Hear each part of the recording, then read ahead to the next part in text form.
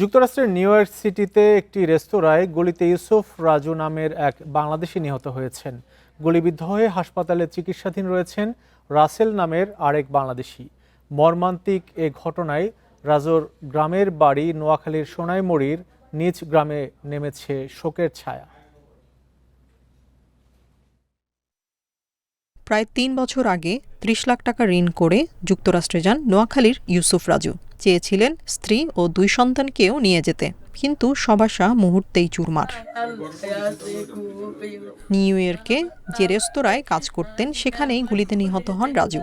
এ খবরে সোনাইমুড়ির আমিষাপাড়ায় শোকে বিহ্বল স্বজনরা।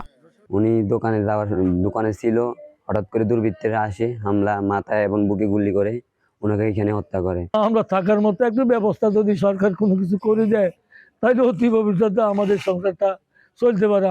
একদিকে ঋণের টাকাই শোধ হয়নি, তার উপর আকস্মিক এই মৃত্যুর ঘটনায় পথে বসার শঙ্কায় নিহতের পরিবার। অনেক ঋণে আছে, এখনো আমার কিছুই নেই। আমি এখন আমার মেয়ে দুইটা নিয়ে খুব শরমের দিন আছে, কিছুই নেই। অনেক দেনাফেনা করে গেছে, ওই টাকাটাও এখনো উঠাইতে পারে নাই, আর তাদের জায়গা সম্পত্তি কিছুই নেই।